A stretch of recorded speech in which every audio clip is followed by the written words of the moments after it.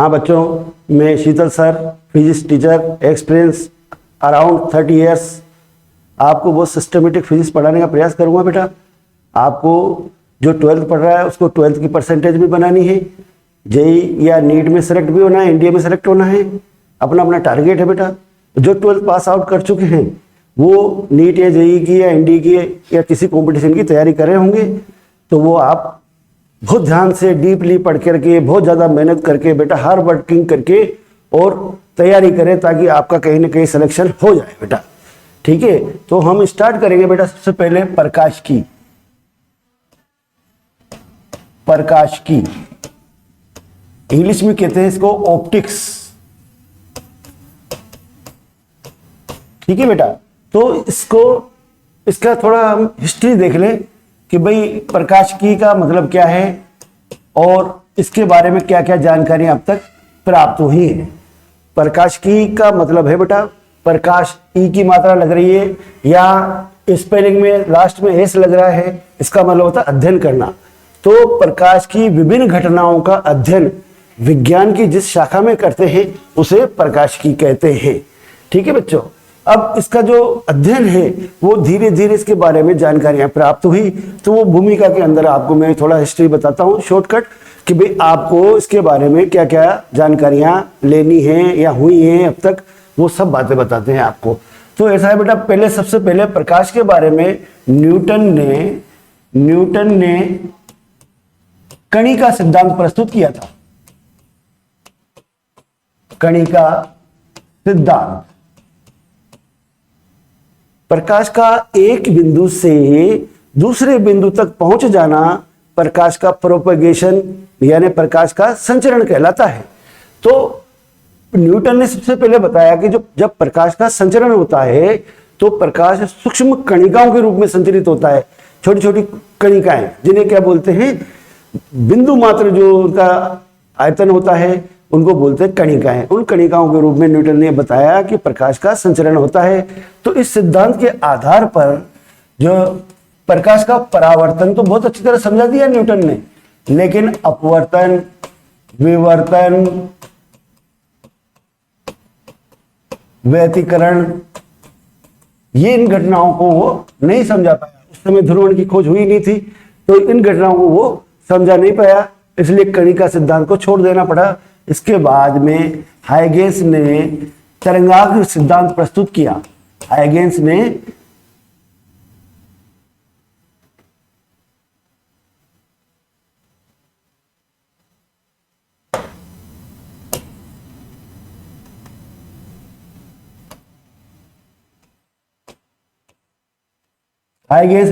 तरंगाग्र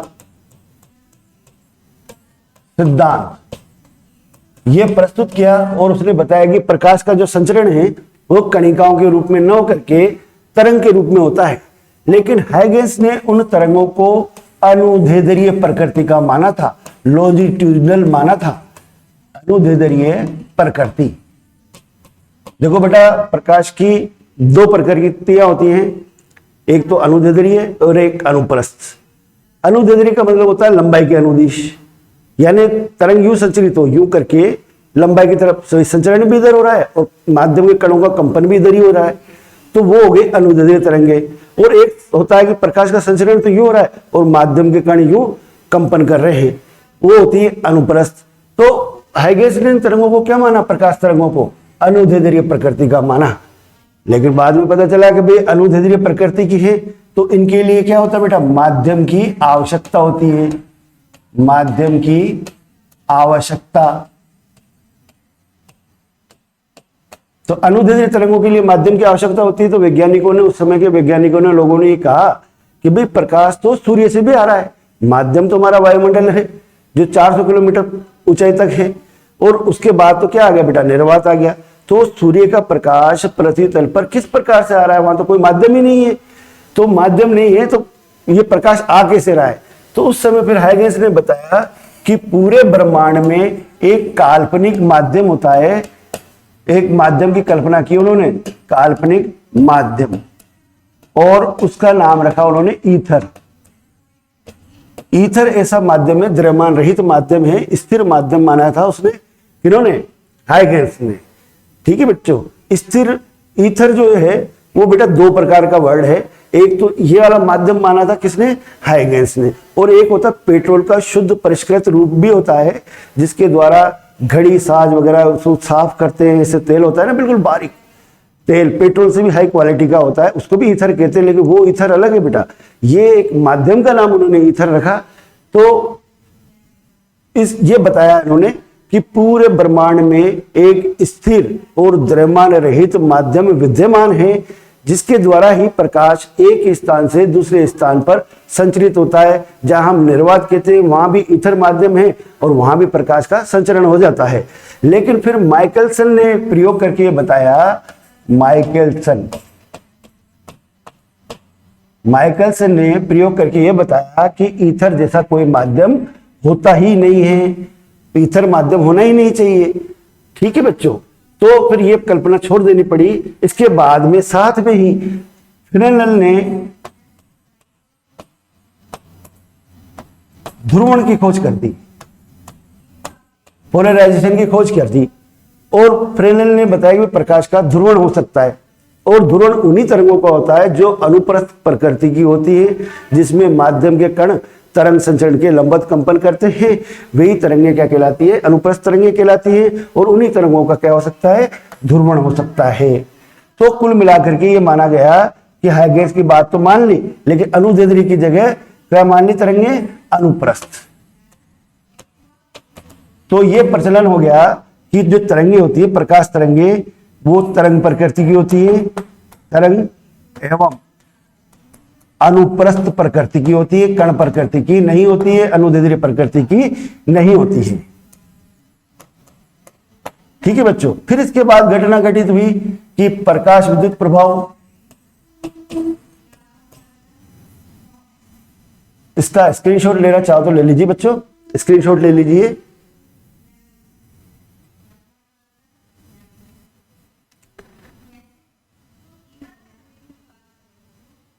प्रकाश विद्युत प्रभाव की खोज हुई। ऐसे क्रॉम्पटन प्रभाव होता है,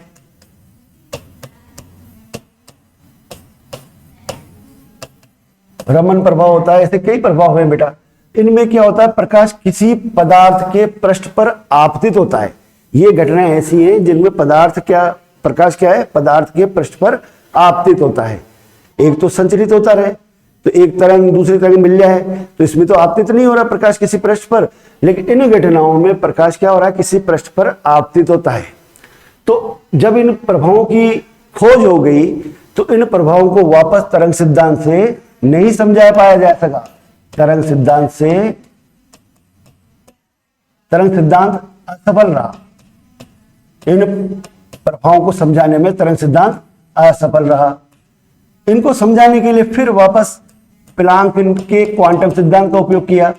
प्लांक के क्वांटम सिद्धांत, और प्लांक के क्वांटम सिद्धांत के अनुसार क्या है, प्रकाश जो है सूक्ष्म कणों, ऊर्जा के कणों के रूप में संचरित होता है। सॉरी, संचरित नहीं, किसी पदार्थ पर जब आपतित होता है तो उसका ऐसा व्यवहार होता है जैसे वो ऊर्जा के सूक्ष्म कणों से मिलकर बना हो। उन कणों का नाम रखा गया फोटोन। फोटोन मीन्स प्रकाश, फिर ऑन लग रहा है, इसका मतलब प्रकाश का कण। फोटोन मीन्स प्रकाश का कण। तो प्रकाश को फोटोन प्रकृति का यानी वापस कण प्रकृति का माना गया। अब कण प्रकृति का मानते तो परावर्तन की व्याख्या तो हो जाती है, अपवर्तन, विवर्तन, व्यतिकरण, इनकी व्याख्या नहीं हो पाती। और अगर तरंग प्रकृति का मान लेते हैं तो फिर इन प्रकाश विद्युत प्रभाव, क्वांटम प्रभाव आदि की व्याख्या नहीं कर पाते हैं। इसलिए प्रकाश को द्वैत प्रकृति का, ड्यूल, दोहरी प्रकाश, द्वैत प्रकृति का माना गया।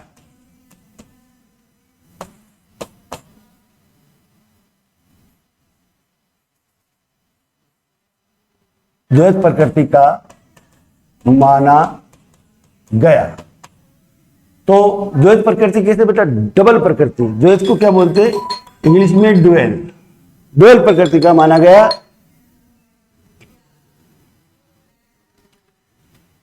द्वैत प्रकृति का मतलब डबल प्रकृति, यानी ये माना गया कि प्रकाश के संचरण से संबंधित घटनाएं, जैसे आगे चल के हम पढ़ेंगे व्यतिकरण है, विवर्तन है, इन घटनाओं में तो प्रकाश को तरंग प्रकृति का माना गया। और किसी पदार्थ पर आपतित होकर अन्योन्य क्रिया, अन्योन्य क्रिया का मतलब अन्योन्य क्रिया का मतलब जैसे प्रकाश आपतित होता है ना बेटा, तो पदार्थ पर बल आदि लगाता है, वो पृष्ठ भी प्रकाश पर बल लगाता है, तो इसको बोलते हैं बेटा अन्योन्य क्रिया। तो अन्योन्य क्रिया संबंधित घटनाओं में जिसमें कि प्रकाश किसी पृष्ठ पर आपतित हो जाए, अन्योन्य क्रिया करे, तो उन घटनाओं में प्रकाश को कण प्रकृति का, इसमें तो कण प्रकृति का। और संचरण में, संचरण से संबंधित जो घटनाएं हैं उसमें प्रकाश को तरंग प्रकृति का माना जाता है। इस प्रकार से ये दोनों प्रकृतियां होने के कारण इसको द्वैत प्रकृति का मानते हैं प्रकाश को। ठीक है बेटा, अब हम क्या मानते हैं, प्रकाश द्वैत प्रकृति का होता है जिसमें प्रकाश का संचरण होता है। ऐसी घटनाओं में प्रकाश को तरंग प्रकृति का मानते हैं, और जिसमें पदार्थ पर आपतित होकर के अन्योन्य क्रिया करता है प्रकाश, तो उसमें प्रकाश को कण प्रकृति का मानते हैं। जैसे प्रकाश विद्युत प्रभाव है, क्राम्पटन प्रभाव है, इसमें तो प्रकाश को कण प्रकृति का मानेंगे।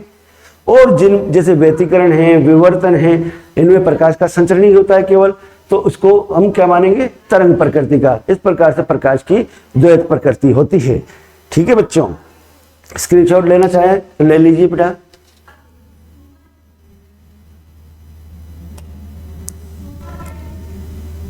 प्रकाश की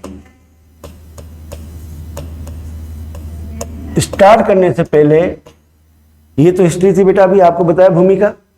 प्रकाश की स्टार्ट करने से पहले थोड़ा तरंग का संचरण पढ़ लें अपन। तरंग का संचरण किस प्रकार होता है, तरंग का संचरण किस प्रकार होता है वो समझ लें अपन बच्चों। तो देखो बेटा, तरंग जो है ऊर्जा संचरण की एक विधि है। तरंग क्या है बेटा, ऊर्जा संचरण की एक विधि है, मेथड है ऊर्जा का संचरण का, जिसमें कि प्रकाश यानी ऊर्जा विक्षोभ के रूप में, विक्षोभ के रूप में संचरित होता है। ऊर्जा किस रूप में संचरित होती है, विक्षोभ। और विक्षोभ का मतलब ऐसे शरंग और फिर गर्त, फिर शरंग और फिर गर्त, इस प्रकार से संचरण होता है। इसे क्या बोलते हैं बेटा, तरंग।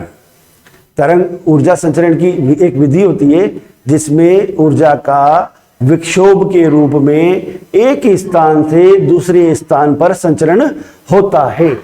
ठीक है बच्चों, अब जैसे ये तरंग का विक्षोभ है, एक विक्षोभ बना लेते हैं इस प्रकार से।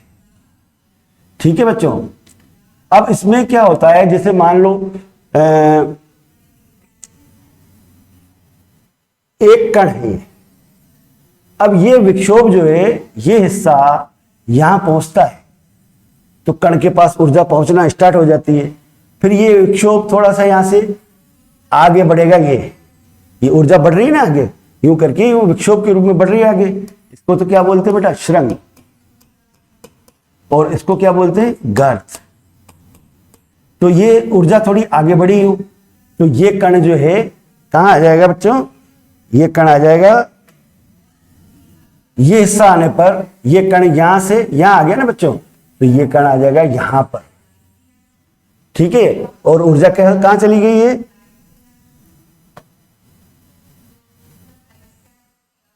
यू। अब थोड़े समय बाद फिर ये ऊर्जा आगे बढ़ेगी, ये ऊर्जा आगे बढ़ेगी, तो वापस इसका विक्षोभ का ये कण कहां आ जाएगा, ये जब ये हिस्सा आ जाएगा तो ये कण कहां आ जाएगा, वापस अपनी जगह पर आ जाएगा। और ये जो विक्षोभ है, विक्षोभ कहां आ गया बच्चों, यहां आ गया, सॉरी,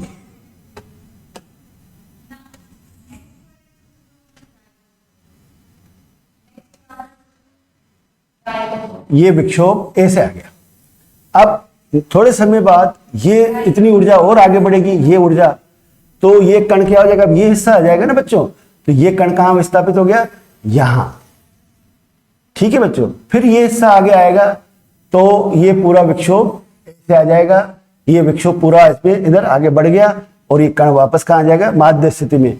हमने देखा कि जब ये विक्षोभ आगे बढ़ा तो कण ने क्या कर लिया, यहां जा करके यहां जा करके यहां जा करके यहां गया, यानी एक कंपन पूरा हो गया। तो हमने ये देखा कि जैसे जैसे ऊर्जा संचरित होती है, कण अपनी स्थान पर कंपन गति करते हैं।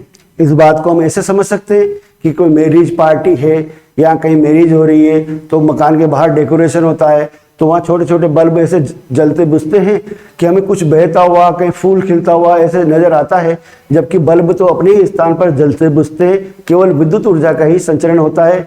ऐसे ही माध्यम के कण भी क्या करते हैं, अपने स्थान पर कंपन करते हैं, केवल ऊर्जा का विक्षोभ के रूप में संचरण होता है। ठीक है बच्चों, तो ऊर्जा का संचरण समझ में आया बेटा। तरंग जब यहां से यहां तक आ रही है तब क्या हो रहा है, एक पूरा कंपन हो रहा है यहां पे। ठीक है बच्चों,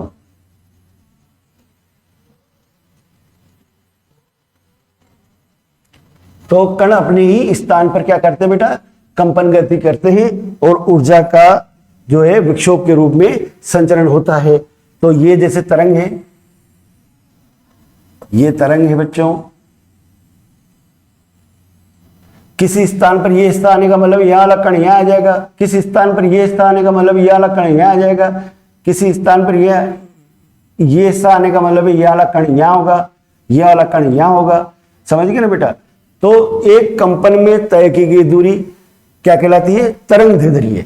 यानी यहां से लेके यहां तक का एक कंपन हुआ, इतनी जब विक्षोभ इतना आगे बढ़ेगा तो कण एक कंपन कर लेगा, उसमें तरंग द्वारा तय की गई दूरी को क्या बोलते हैं, तरंग दैर्ध्य लैम्डा। इसको क्या बोलते हैं बेटा, वेवलेंथ, यानी तरंग दैर्ध्य वेवलेंथ। इसको यूं भी कह सकते हैं, दो समान कला में स्थित बिंदुओं के बीच की दूरी। इसको अपन यहां भी डिनोट कर सकते हैं, इस जगह पे ये अधिकतम कला में है, ये बिंदु भी अधिकतम कला में है, तो ये दूरी भी क्या होगी बेटा, तरंग दैर्ध्य लैम्डा। ठीक है बच्चों, इस प्रकार प्रकाश का संचरण होता है। ये चीजें आप पढ़ चुके हो, कला, कोण, आवर्तकाल, इनके बारे में भी आपको थोड़ा आगे चल के और बता दूंगा। एक कंपन में लगा समय आवर्तकाल कहलाता है और एक कंपन में तय की गई दूरी लैम्डा होती है। ठीक है बच्चों, अब हम जो प्रकाशिकी का अध्ययन कर रहे हैं उसके बारे में मैं आपको बता देता हूं कि प्रकाशिकी को दो भागों में बांटा गया है। हम दो भागों में बांट सकते हैं। एक तो होता है किरण, इसको कहते हैं रे। एक्चुअल में क्या होता है बेटा, जैसे ये तरंग है,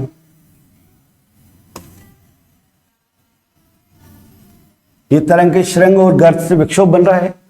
ठीक है बच्चों, अगर ये तरंग यानी ये डिस्टेंस बहुत कम हो, ये डिस्टेंस क्या हो, बहुत ही कम हो, तो इस तरंग को हम कैसे बना सकते हैं, ऐसे करके। तब प्रकाश को एक बिंदु से दूसरे बिंदु तक सीधी रेखा में संचरित मान सकते हैं, ऐसे मान सकते हैं। ये सीधी रेखा में संचरित हो रहा है, इस पथ को ही, प्रकाश के इस पथ को ही क्या कहते हैं, किरण। ठीक है बच्चों, और दूसरी होती है तरंग। तरंग में क्या है कि ये दूरी काफी अधिक होती है, विचारणीय होती है, यानी जिन घटनाओं में तरंग दैर्ध्य नगण्य होती है उसमें तो प्रकाश को हम सीधी रेखा में मानते हैं, जिसे किरण कहते हैं। और जिनमें तरंग दैर्ध्य ज्यादा होती है उसमें प्रकाश को श्रृंग और गर्त के रूप में संचरित मानते हैं, और उसे हम क्या कहते हैं, तरंग। अब किरण प्रकाशिकी का मतलब है किरण के रूप में प्रकाश की विभिन्न घटनाओं का अध्ययन किरण प्रकाश की, तरंग के रूप में विभिन्न घटनाओं का अध्ययन तरंग प्रकाश की। एक बार और सुन लीजिए बेटा, जिन घटनाओं में तरंग दैर्ध्य नगण्य होती है उन घटनाओं में तरंग दैर्ध्य को नगण्य मान करके जिन घटनाओं का अध्ययन किया जाता है उन घटनाओं में प्रकाश को सीधी रेखा में संचरित मानते हैं, उसे किरण कहते हैं। किरण को तीर के द्वारा दर्शाते हैं। ये जो तीर है बेटा, ये प्रकाश के संचरण की दिशा को बताता है। सदिश में तो ये तीर अंतिम बिंदु होता है, इसके आगे अपन आगे सदिश बना नहीं सकते हैं, लेकिन प्रकाश के संचरण में का मतलब है कि प्रकाश का संचरण इधर हो रहा है अनंत तक, ठीक है, इधर से अनंत से आ रहा है प्रकाश और अनंत पर जा रहा है। तो इस तीर का मतलब सदिश से नहीं जोड़े बेटा, ये तो केवल उसकी दिशा को बता रहा है, इसको बोलते हैं किरण।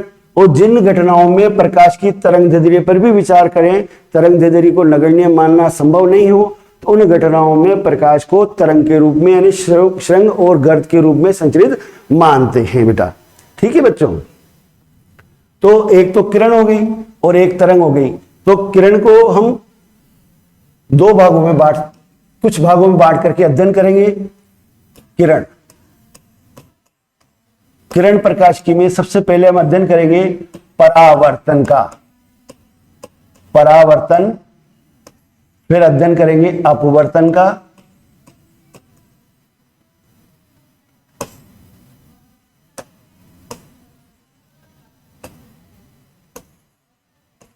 अपवर्तन, फिर हम पढ़ेंगे पूर्ण आंतरिक परावर्तन,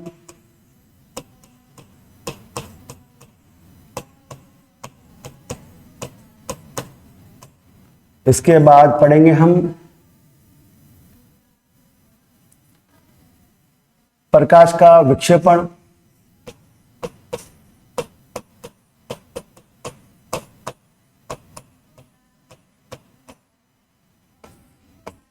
परकिरण, और फिर ऑप्टिकल इंस्ट्रूमेंट यानी प्रकाशिक यंत्र। इन सब बातों का अध्ययन किसमें करेंगे? प्रकाश को किरण के रूप में मान करके। यह पहला भाग है। दूसरा भाग हम जिसे कह सकते हैं तरंग।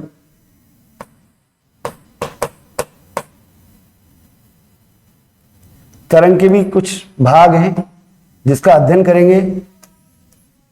तो तरंग में सबसे पहले अपन पढ़ेंगे हाइगेंस का सिद्धांत, हाइगेंस का तरंगाग्र सिद्धांत,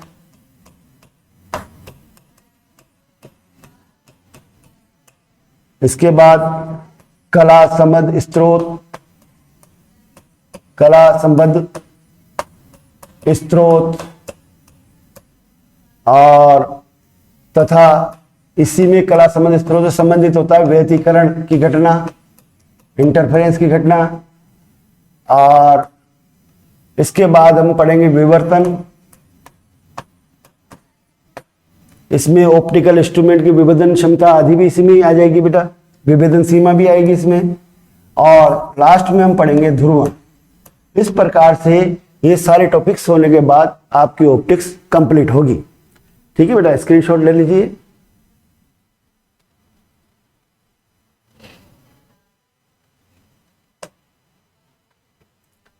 ठीक है बेटा, सबसे पहले अपन पढ़ते हैं परावर्तन।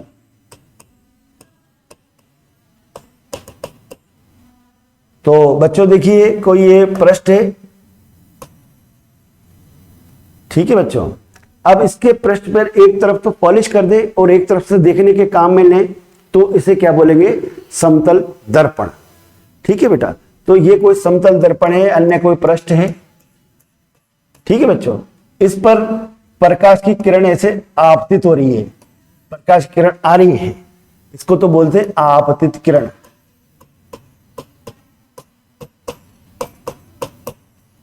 और इस पृष्ठ पर हम एक लंबवत रेखा खींच दें, इसको बोलेंगे अभिलंब। अभिलंब किस पर होता है?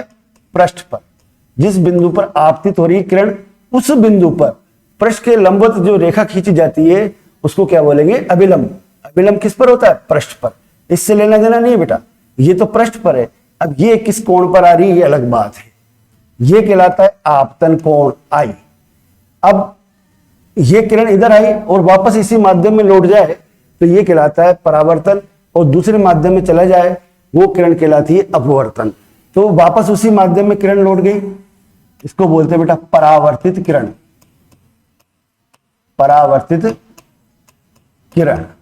और ये परावर्तित किरण अभिलंब के साथ जो कोण बनाती है उसको बोलते हैं परावर्तन कोण। यानी शॉर्टकट ये है कि आपतित किरण और परावर्तित किरण अभिलंब के साथ जो कोण बनाते हैं उन्हें क्रमशः आपतन कोण तथा परावर्तन कोण कहते हैं। तो परावर्तन के दो नियम हैं। नियम जो हैं, भाई परावर्तन घटना तो क्या हुई कि प्रकाश की किरण जिस माध्यम में आ रही है पृष्ठ से टकराकर वापस उसी माध्यम में लौट जाए, तो इस घटना को परावर्तन कहते हैं। इसके दो नियम हैं, एक तो आपतन कोण और परावर्तन कोण सदैव बराबर होते हैं, और दूसरा नियम है बेटा आपतित किरण, परावर्तित किरण और अभिलंब तीनों एक ही समतल में होते हैं। तीनों एक ही समतल में होते हैं, आपतित, परावर्तित किरणें एवं अभिलंब एक ही समतल में होते हैं। एक ही समतल में, एक ही समतल में होने का क्या मतलब है बेटा कि मान लीजिए ये मेरा हाथ का जो तल है, ये एक परावर्तक पृष्ठ है और किरण यूं आई तो वो यूं जाएगी, यूं किरण आई तो यूं नहीं जा सकती, यूं किरण आई तो यूं नहीं जा सकती, अगर किरण यूं आ रही है तो फिर यूं जाएगी। यानी इनकी एक ही तल में होगी, चाहे यूं आ रही है चाहे यूं आ रही है किरणें, आपतित किरण, परावर्तित किरण और अभिलंब एक ही तल में होंगे। अगर प्रकाश की किरण इधर आकर के इधर मुड़ रही है तो फिर ये अनियमित परावर्तन हो जाता है, जिसे हम परिकिरण के प्रयोग में, परिकिरण की घटनाओं में समझेंगे बेटा। अभी हम क्या पढ़ रहे हैं, नियमित परावर्तन पढ़ रहे हैं। आपतित किरण, परावर्तित किरण और अभिलंब तीनों एक ही समतल में होते हैं। किरण यूं आई तो यूं जाएगी, यूं आई तो यूं जाएगी बेटा, ठीक है। तो दोनों नियम आपको समझ में आ गए। चलो नेक्स्ट, अब परावर्तन हम पढ़ेंगे जैसे समतल दर्पण से और गोलीय दर्पण से। परावर्तन पहले तो पढ़ेंगे हम समतल दर्पण के द्वारा परावर्तन, समतल दर्पण। दर्पण यानी मिरर। मिरर क्या होता है बेटा कि कांच के एक पृष्ठ पर हम पॉलिश कर दें। पॉलिश कैसे करें, पारे से या सिल्वर से। पारा या एजी की जब पॉलिश करते हैं तो हमें वही माध्यम वापस उसमें पृष्ठ के अंदर दिखाई देने लगता है, क्योंकि आने वाली प्रकाश की किरणें वापस उसी माध्यम में लौट जाती है। तो हमारा जिधर से हम देख रहे हैं उसी माध्यम में हमें, वही माध्यम हमें उसके अंदर दिखाई देने लगता है, जिसे परावर्तन कहते हैं और उस युक्ति को दर्पण कहते हैं। तो परावर्तन जो है दर्पणों से होता है। ये दर्पण दो प्रकार के होते हैं, समतल दर्पण और गोलीय दर्पण। इन दर्पणों से परावर्तन समझने से पहले बेटा हम ये बात समझ लें कि प्रत्येक प्रकाश, जो प्रकाश स्रोत है, वस्तु है, उसको तो क्या कहते हैं बेटा, बिंब कहते हैं। क्या कहते हैं बेटा, वस्तु को कहते हैं बिंब। इससे हर बिंदु से किरणों का समूह निकलता है। क्या निकलता है बेटा, किरणों का समूह। समूह यानी ग्रुप, जिसे बोलते हैं प्रकाश पुंज। इसका कैसे हमें एहसास होता है कि प्रकाश पुंज निकलता है, जैसे ये पेन है, इधर कोई व्यक्ति बैठा है, इधर बैठा हुआ है, इधर बैठा हुआ है, इधर बैठा हुआ है, सबको दिख रहा है। इसका मतलब किरण इधर भी जा रही है, इधर भी जा रही है, इधर भी जा रही है, वो हमारे आंख में प्रवेश करती है और हमारे आंख के रेटिना को प्रभावित करती है। उसकी संवेदनाएं हमारे मस्तिष्क से जाती है, इससे वस्तु हमें दिखाई देती है। इसका मतलब किरणें इधर भी जा रही है, इधर भी जा रही है, इधर भी जा रही है, तो वो हमें वस्तु, वो बिंदु हर जगह से दिखाई दे रहा है। तो इसके सारे बिंदु दिखाई देते हैं, सारे बिंदु से प्रकाश का पुंज निकल रहा है, सारे बिंदु हमें दिखाई देते हैं। इसके कारण सारा पेन ही हमें दिखाई दे देता है। तो आपने क्या सीखा बच्चों, हर बिंदु से प्रकाश का एक पुंज निकलता है, ठीक है ना बेटा। प्रकाश के पुंज में क्या होती है, अनेकों किरणें होती हैं, वो हमारी आंख के रेटिना को प्रभावित करती है, इसलिए वस्तुएं हमें दिखाई देती है, ठीक है बच्चों। अब ये किरणें परावर्तन या अपवर्तन के पश्चात जिन बिंदुओं पर मिलती हैं उसे कहते हैं बेटा प्रतिबिंब यानी इमेज।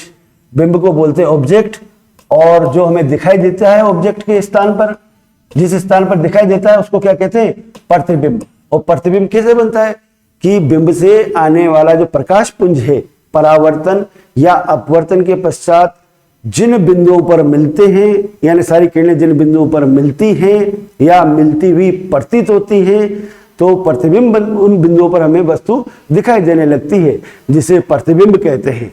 और प्रतिबिंब बेटा दो प्रकार के होते हैं, एक तो होते बेटा वास्तविक और दूसरे होते बेटा आभासी, इमेजिनरी और रियल या इमेजिनरी इमेज प्रतिबिंब।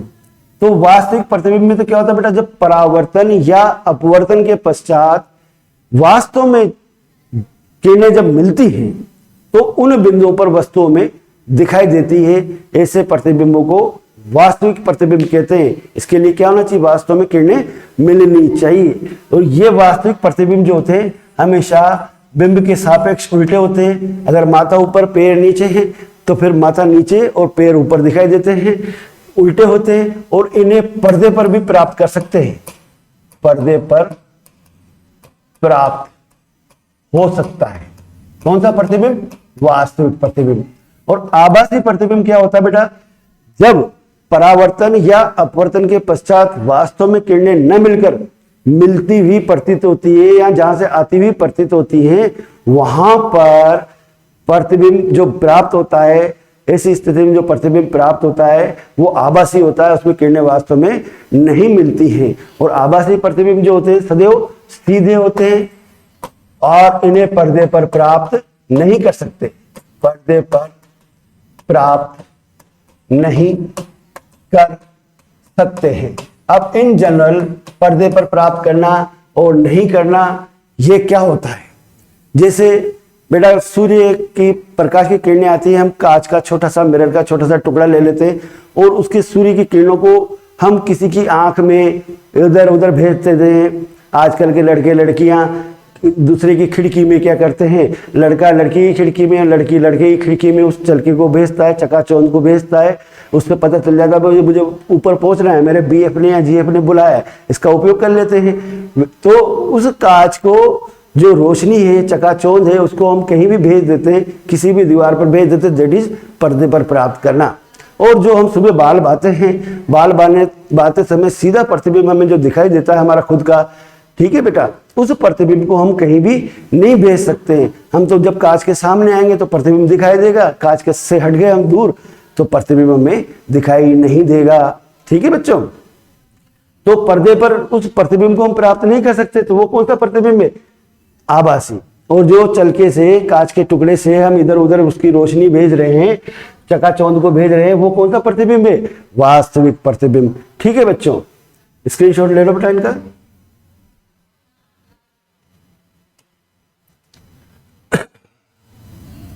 अब हम पढ़ेंगे समतल दर्पण से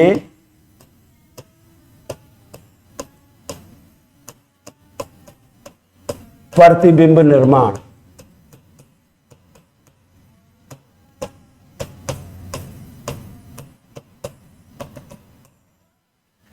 समतल दर्पण ही प्रतिबिंब का निर्माण है। तो बच्चों देखो, अभी मैंने आपको बताया कि किसी भी बिंब यानी वस्तु से के प्रत्येक बिंदु से प्रकाश पुंज निकलता है, यानी प्रकाश किरणों का समूह निकलता है। तो प्रतिबिंब हम देखने के लिए सारी किरणें बनाने की जरूरत नहीं है। हम अगर किसी भी बिंदु से चलने वाली 2 किरणें ले लें और 2 किरणें जहां मिलेगी तो उस बिंदु से चलने वाली असंख्य किरणें ही वहां मिलेगी। तो असंख्य किरणों की जगह पर हम क्या करें, केवल 2 किरणें ले लें। जहां 2 किरणें काटेगी या काटती हुई प्रतीत होगी वहां प्रतिबिंब बनेगा। वहीं असंख्य किरणें जो आ रही हैं, हर बिंदु से जो असंख्य किरणें आ रही हैं, तो 2 किरणों का अध्ययन करना ही पर्याप्त होता है, क्योंकि जो 2 किरणें बिहेव कर रही हैं, जहां काट रही हैं वहां असंख्य किरणें भी काटेगी। तो हमें देखने के लिए क्या करें, हम केवल 2 किरणें ले लें ताकि वो जहां काटेगी, जहां मिलेगी, वहीं पर क्या बन जाएगा, वस्तु का प्रतिबिंब बनेगा। तो जैसे ये समतल दर्पण है, समतल दर्पण का मतलब जिसका पृष्ठ समतल हो और इसके नीचे क्या हो रहा है बेटा, पॉलिश हो रही है। पॉलिश कर देते हैं पर कलर चेंज करके, ये पॉलिश हो गई। तो ये क्या बन गया बेटा, समतल दर्पण। अब यहां पर एक बिंब है, ये P, यहां से एक किरण यूं आई पृष्ठ पर, तीर बता रहा है कि किरण की दिशा इधर होगी, और यहां क्या बना लेंगे हम, अभिलंब बना लेंगे। तो ये आपतन कोण हो गया। तो बेटा इतना ही आपतन कोण बनाते हुए किरण इधर जाएगी, थोड़ा ऊपर नीचे हो सकता है बेटा।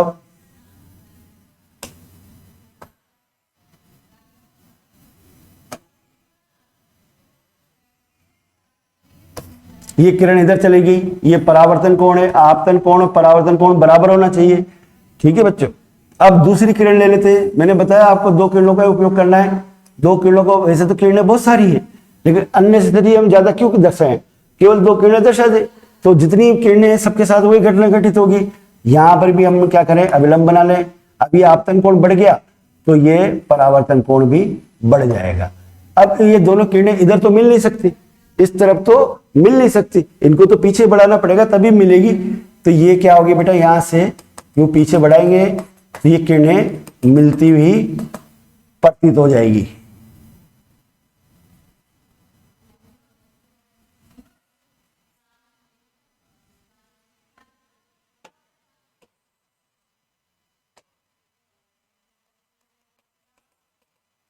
ऐसे ये इस बिंदु पर मिल रही हैं, तो इस बिंब का प्रतिबिंब ये P डैश प्राप्त हो जाएगा।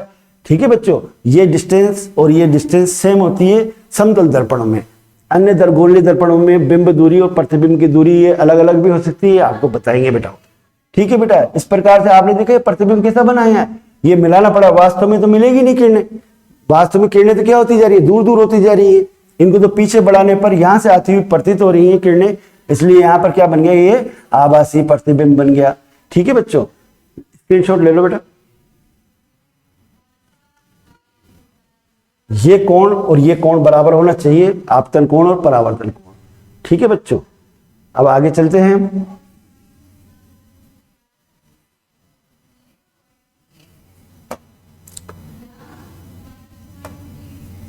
गोलीय दर्पण।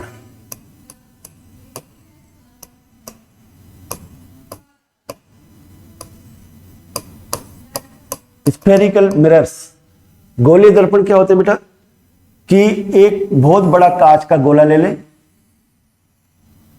और उस गोले का हम छोटा सा भाग ले लेते हैं, ये इतना काट लिया तो उसकी आकृति कैसी हो जाएगी बेटा, ऐसे।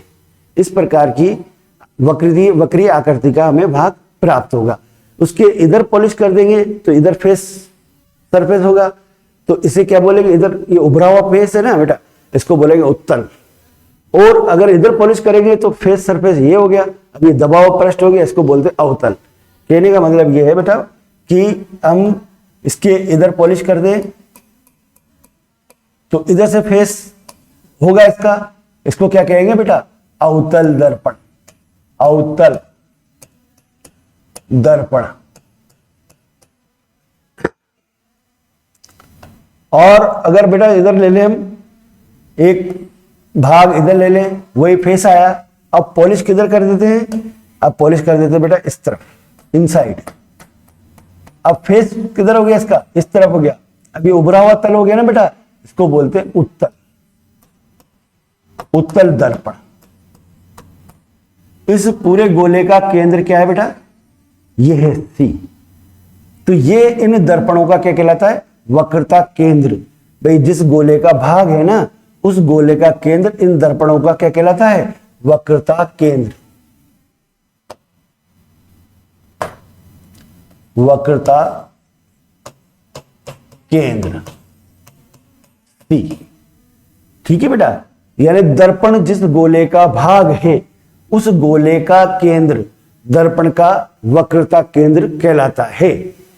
ठीक है बच्चों, अब इनके अगर चित्र भी बनाए हम, तो अवतल दर्पण का हम ऐसे चित्र बना सकते हैं। ये पॉलिश है और इसका वक्रता केंद्र कहाँ है, यहाँ है C। ये अवतल दर्पण है, उत्तल का बनाना है तो इधर पॉलिश कर देंगे। अब इसका वक्रता केंद्र किधर होगा, ये गोला इधर होगा ना बेटा, तो इसका वक्रता केंद्र किधर होगा, इधर होगा C। इसका ध्रुव, ध्रुव को हम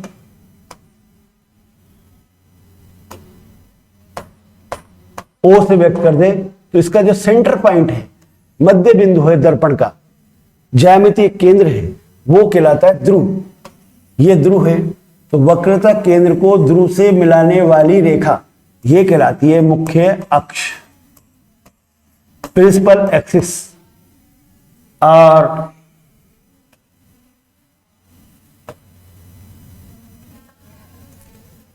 इसमें जो है ध्रुव हो गया, ये मुख्य अक्ष हो गई ये, यानी वक्रता केंद्र को ध्रुव से मिलाने वाली रेखा मुख्य अक्ष है। ठीक है बेटा, तो ध्रुव O क्या चीज होती है, जो गोलीय दर्पण है उसका केंद्र बिंदु ध्रुव कहलाता है। आगे चल के लेंस पढ़ेंगे, उसका केंद्र बिंदु जो है प्रकाशिक केंद्र कहलाता है, और दर्पण में क्या कहलाता है, ध्रुव कहलाता है। फिर है फोकस बिंदु।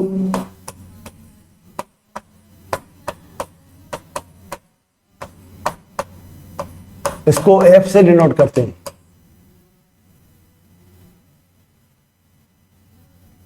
इसको F से डिनोट करते हैं बेटा। और फोकस बिंदु क्या होता है, मुख्य अक्ष के समांतर आने वाली किरण। मुख्य अक्ष के समांतर आने वाली किरण दर्पण के जिस बिंदु से गुजर जाती है उस दर्पण से परावर्तन के पश्चात मुख्य अक्ष के जिस बिंदु से गुजर जाती है उसको बोलते हैं बेटा फोकस बिंदु एफ। ऐसे ही उत्तल दर्पण में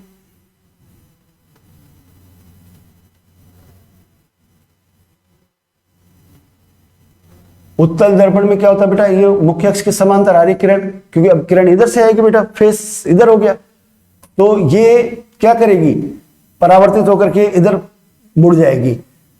तो ये यहां से और इस बिंदु को मिलाने वाली जो रेखा है, वक्रता केंद्र से किसी बिंदु को मिलाने वाली रेखा क्या होती है बेटा, हम जानते हैं जैसे इसके किसी भी बिंदु से जाने वाली जो रेखा है ये त्रिज्या होती है ना बेटा।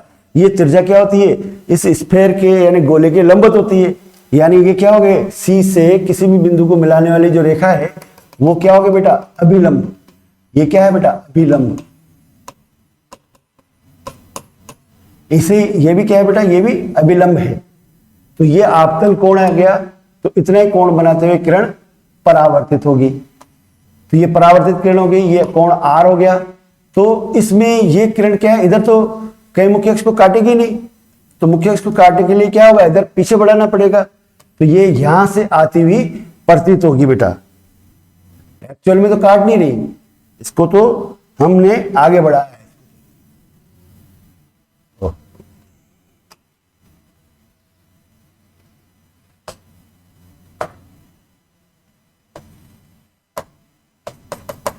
यहां से इधर तो काटेगी नहीं मुख्य अक्ष को, मुख्य अक्ष को काटने के लिए क्या करना पड़ेगा, ऐसे पीछे बढ़ाएंगे, तो ये यहां काटती हुई प्रतीत हो रही है हमें, ठीक है ना बेटा।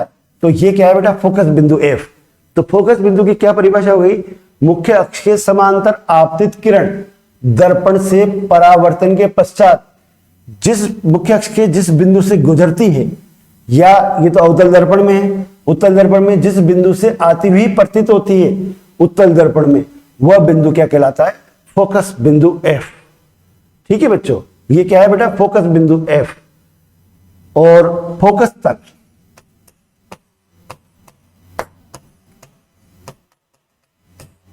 अब मुख्य अक्ष के समांतर किरणें नहीं हो लेकिन आपस में समांतर किरणें हो, तो यहां बना देता हूं बेटा फोकस तल के लिए, जैसा अवतल दर्पण में है वैसी की वैसी घटना उत्तल दर्पण में होगी, लेकिन इसमें किरणें क्या करनी पड़ती है, पीछे बढ़ानी पड़ती है, आभासी होती है। तो अगर ये किरणें यूं आ रही हैं और ये किरण भी इसके समांतर है, ये मुख्य अक्ष के समांतर नहीं लेकिन आपस में समांतर है, तो ये किरणें जो है एक बिंदु से गुजरती है, एक बिंदु पर काटती है। तो जहां काटती है वहां से गुजरने वाला जो तल है लंबवत तल, उसको कहते हैं बेटा फोकस तल, क्योंकि ये फोकस बिंदु से गुजरता है तल। ठीक है बेटा, यानी समान आपस में समांतर किरणें परावर्तन के पश्चात जिस बिंदु पर काटती है उस बिंदु से गुजरने वाला और मुख्य अक्ष के लंबवत तल फोकस तल कहलाता है, क्योंकि उसमें ही क्या होता है, फोकस बिंदु स्थित होता है, इसलिए इसको क्या कहते हैं बेटा, फोकस तल।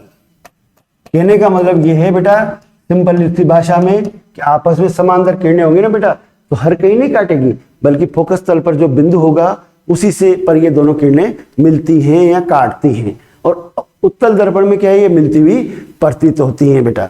ठीक है बच्चों, स्क्रीनशॉट ले लो बेटा इसका।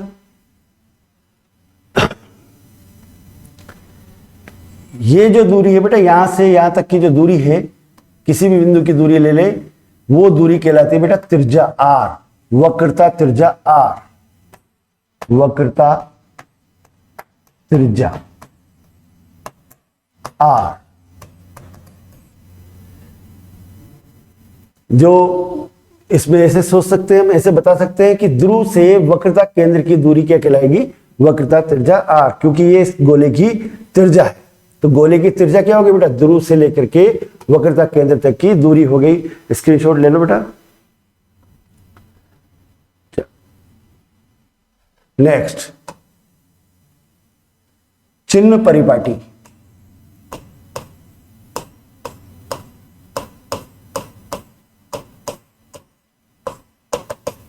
एक तो चिन्ह नियम होता है और एक चिन्ह परिपाटी।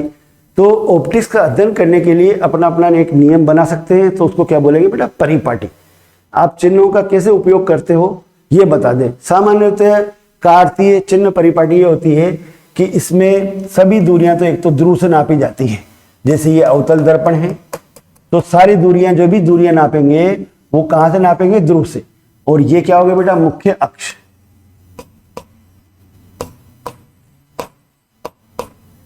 अब इसमें क्या करते हैं बेटा? आपतित किरणों की दिशा में, इस दिशा में दूरियां क्या होती है बेटा? पॉजिटिव। तो इसमें अवतल दर्पण में आप बता सकते हो बेटा फोकस दूरी क्या होगी? क्योंकि फोकस बिंदु इधर होता है। जितनी ये फोकस दूरी होती है बेटा उतनी ये वक्रता केंद्र होती है। अगला टॉपिक में आपको बताऊंगा। फोकस बिंदु ध्रुव और वक्रता केंद्र के ठीक मध्य में होता है। तो फोकस दूरी बेटा यहां से नापेंगे ना, तो इस दिशा में नाप रहे हैं, आपतित किरणों की विपरीत दिशा में हो गई, इसलिए फोकस दूरी क्या हो जाएगी बेटा? फोकस को स्मॉल एफ से व्यक्त कर देते फोकस दूरी को, और वो क्या हो गया बेटा? Negative R. वक्रता त्रिज्या यहां से नापेंगे, इधर जाएगी, तो वो भी क्या हो गया बेटा? नेगेटिव, ऋणात्मक। अगर बिंब इधर रखा है, कोई वस्तु इधर रखी है, तो अब किरणें तो यूं आ रही है और बिंब दूरी यूं नाप रहे हैं, तो यू भी क्या हो जाएगा बेटा? नेगेटिव। ठीक है बेटा। तो यानी आपने क्या सीख लिया? और आपतित किरणों के दिशा में नापी गई दूरियां पॉजिटिव होती है, और इस दिशा में आपतित, इधर लिख देते बेटा, ये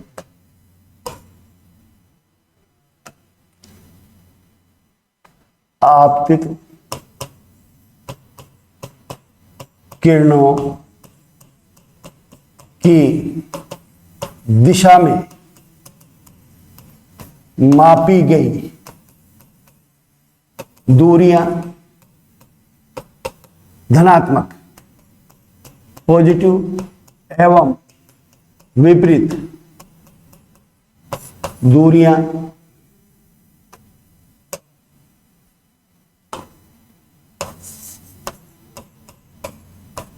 नेगेटिव यानी ऋणात्मक होती है। ये फिक्स नहीं है बेटा, लेकिन ये हमने एक परिपाटी बना करके हम ऐसा ही लेंगे और इसी के आधार पर अध्ययन करेंगे। अपनी अपनी परिपाटी कोई और दूसरा बना भी सकता है, ठीक है ना बेटा? नियम नहीं है, परिपाटी है बेटा। और जो मुख्य अक्ष के ऊपर की जो दूरियां हैं, ऊपर की तरफ की, वो होगी पॉजिटिव, और मुख्य अक्ष के नीचे की दूरियां जो हैं वो होगी नेगेटिव। यानी मुख्य अक्ष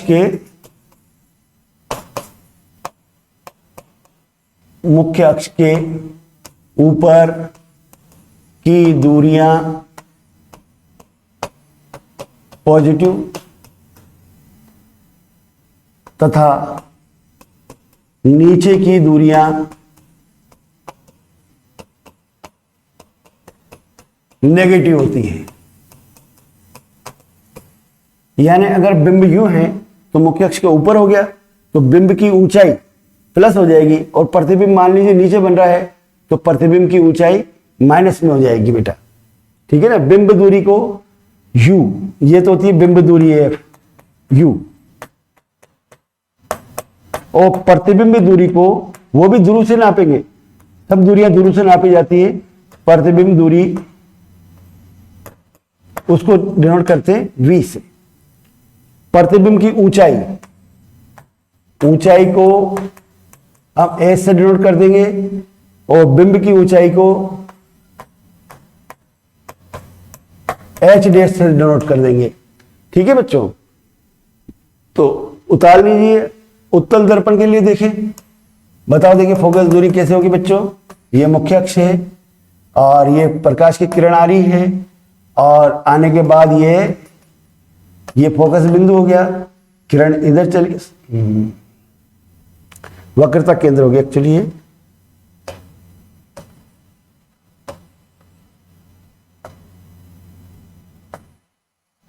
ये अभिलंब है, ये वक्रता केंद्र हो गया, और किरण जो है परावर्तित होकर के इधर चली गई, तो ये कहां से आती है? प्रतीत हो रही है। तो इसमें बताइए एफ क्या होगी बेटा? प्लस होगी माइनस होगी?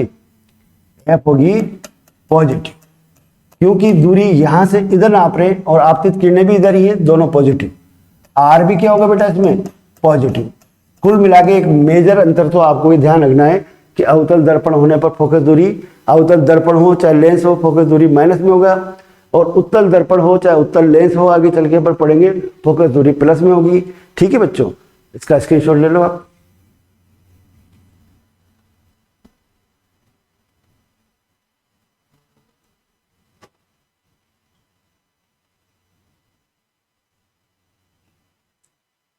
ठीक है बच्चों, आज थोड़ा इतना ही करते हैं और फिर नेक्स्ट टर्न पर आपसे ये फोकस दूरी वक्रता त्रिज्या में संबंध और दर्पण समीकरण यूवीएफ में संबंध, ये करने के बाद हमारे परावर्तन समाप्त हो जाएगा। Okay, good bye, best of luck, thank you.